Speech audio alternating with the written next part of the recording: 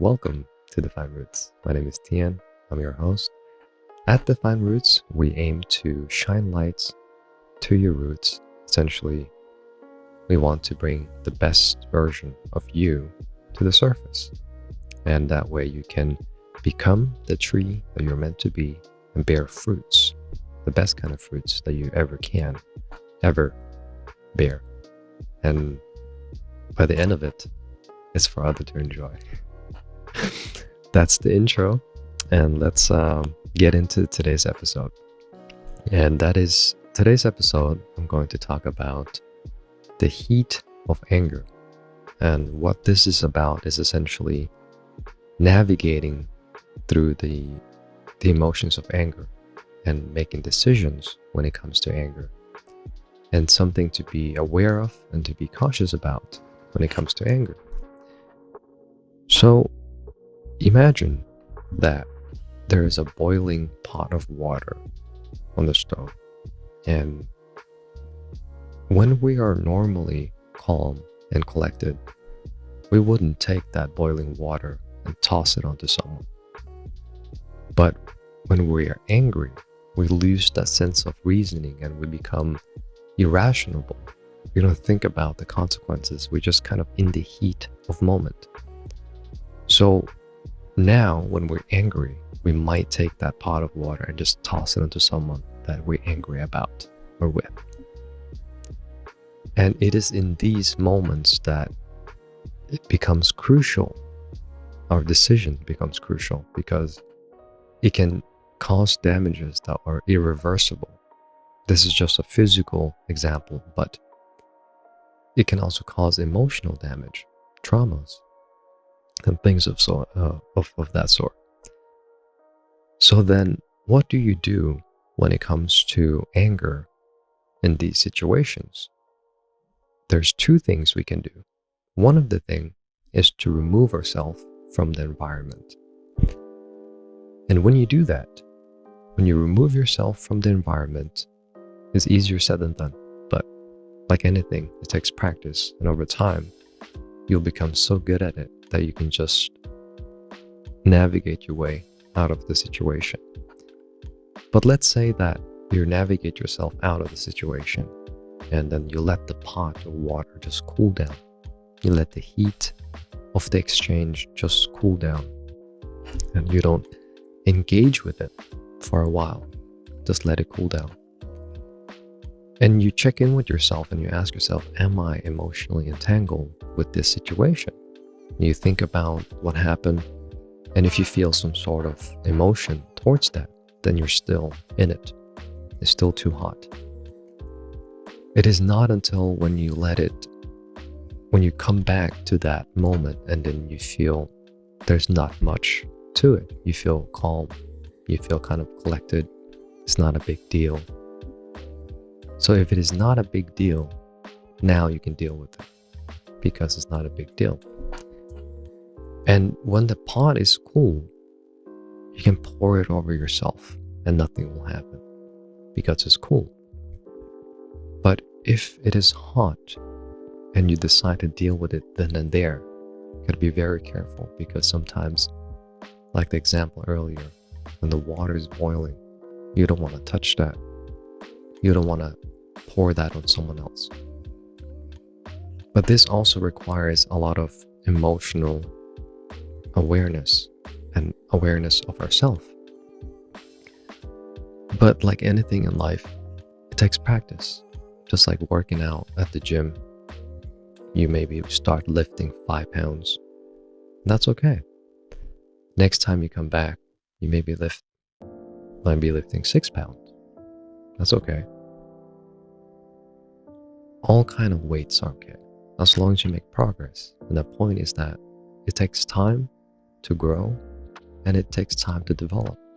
Just like a seed that you plant today is not going to become a tree tomorrow. It takes time, care, nourishment, and effort for it to grow, to become what it is. So like when it comes to anger or emotions, okay.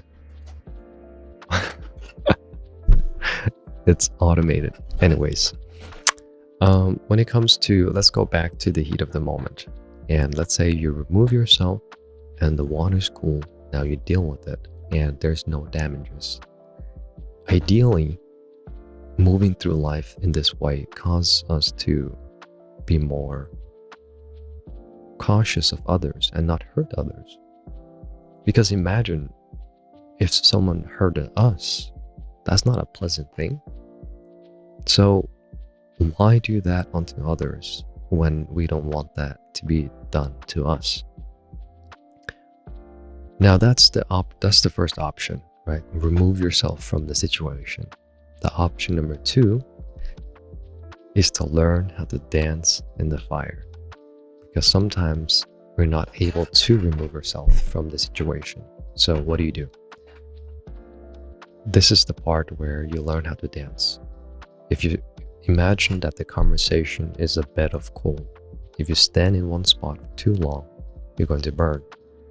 So the trick is to essentially move from one spot to another throughout the battle, throughout the dance. You move from one point to another, but you don't stand in one point for too long because you're gonna hurt yourself.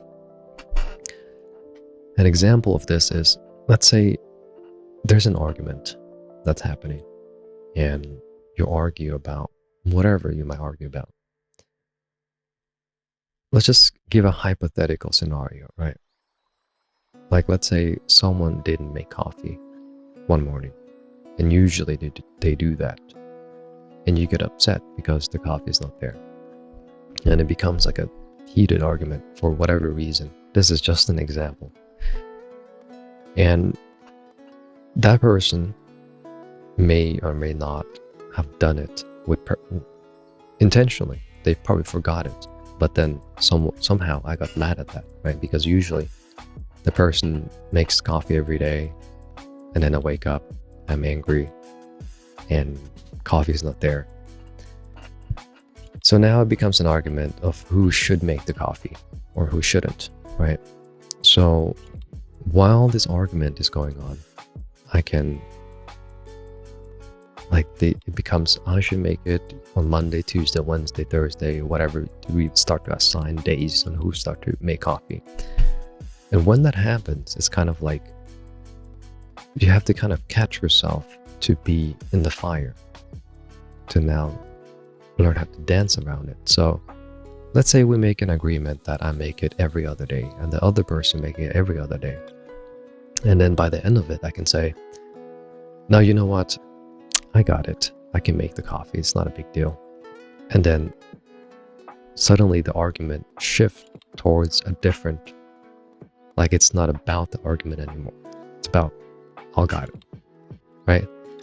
Or you can throw in a joke that can also, but you got to thread it carefully because sometimes it can be more offensive if it is done without the right context.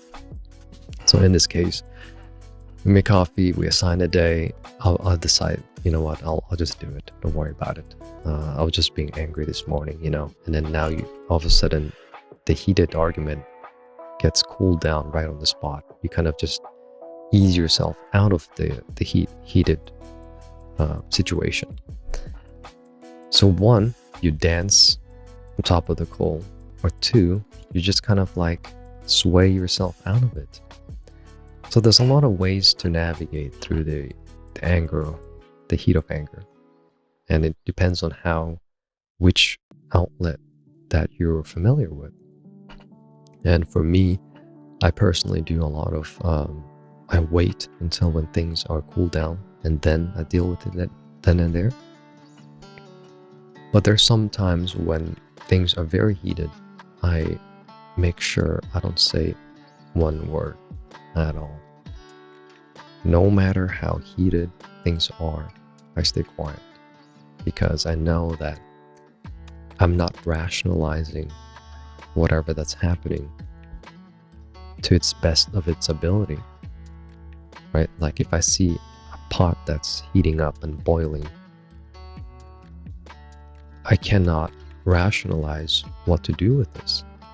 I just look at it, I know it's boiling, I know the water is splashing around and hurting people, but I just gotta sit back and be in the moment of the heat and wait until it's clear, wait until things have kind of settled a little bit, and then deal with it there. Because if any decision I make during that heat of the moment, I know it's not going to be the most clear decision. It might be like the third or the fourth to the best, but the point is that during those times, it is very difficult to navigate. So one, dance yourself around the fire if you are aware enough to do that, because sometimes you might get lost in the heat of the battle. Or two, just wait until it cools down and then you deal with it. And the whole premise of this is not to hurt anyone, because anger is an emotion that we all have. And to ignore it is not the proper way, because it ends up hurting you. All right. If the water doesn't get to cool down and it just keeps boiling up inside, it's going to cause a lot of steam, and eventually one day we will explode. And everyone around us will essentially get hurt by that. So it is important to vent the emotions, or vent whatever situation that's happening to us, because that way we let some of the steam out. And then we can, once the steam is out, the pressure is lessened, and then we can reflect on those moments better, because it's not so much pressure in our mind. So there's a lot of different ways to deal with this, but essentially in this podcast, these are the ways that I see. This is the way that I look at them. To wrap it all up again. When things get too heated, 1, let it cool down. 2, remove yourself from the situation. Or 3, dance in it. Dance in the heat of the moment. It takes a little bit of wittiness or high amount of self-awareness to do that.